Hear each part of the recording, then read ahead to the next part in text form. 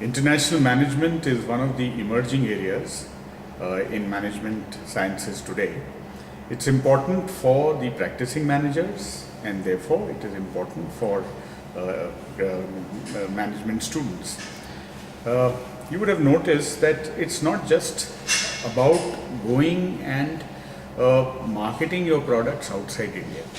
You have to protect against global competition. And this global competition, you would be knowing in Uttarayan, for instance, kites are flown. The manja used to be made by the local persons here. I used to see them on the streets of Ahmedabad before Uttarayan manja being made. Today it comes from China. So this guy has to face competition from China. We make these idols of Ganesh and Lakshmi in clay. These artisans who made these sold them, and in northern India they are used during Diwali for puja. Today these also come from China and countries of that nature. So again, even that little fellow faces competition or international competition coming from outside.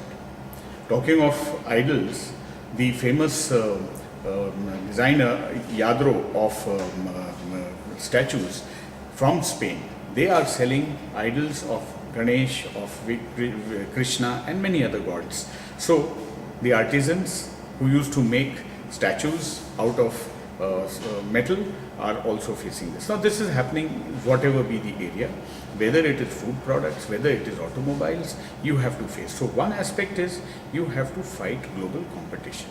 The other is that you have to go global to grow. Most companies that you would have heard of, Pepsi, started going outside United States because the domestic markets were saturating. Walmart went outside because the domestic market was saturating. So Indian companies also have to grow going outside. There was a time when exporting was not necessary and people went for export for various reasons, sometimes fancy. But today this has become essential.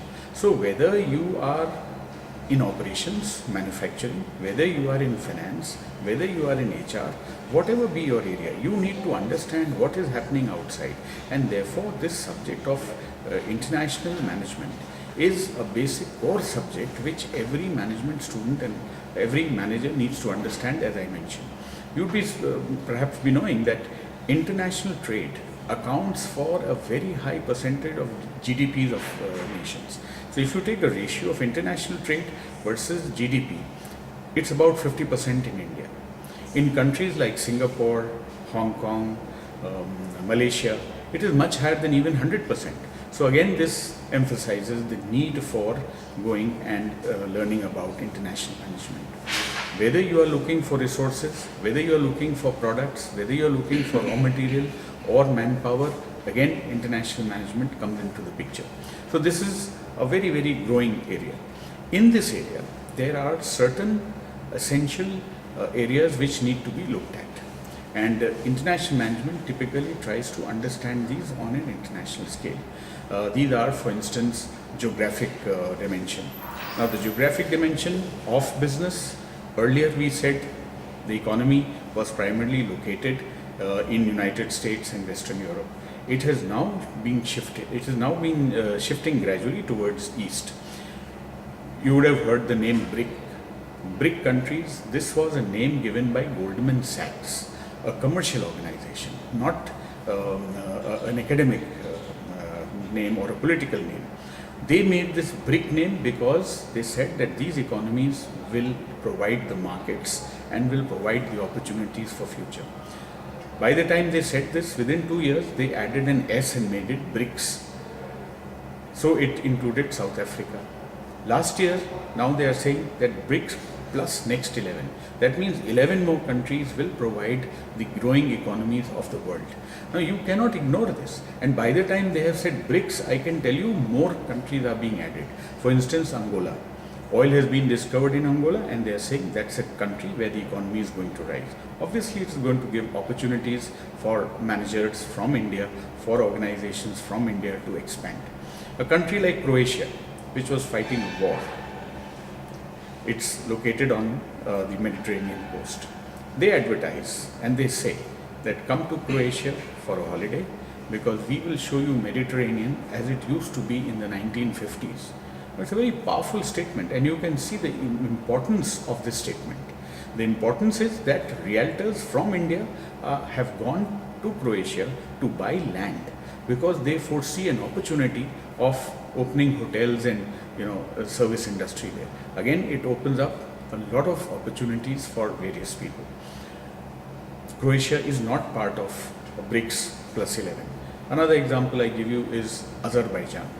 Azerbaijan means the land of fire. They have a lot of gas, and that gas used to be converted into fire.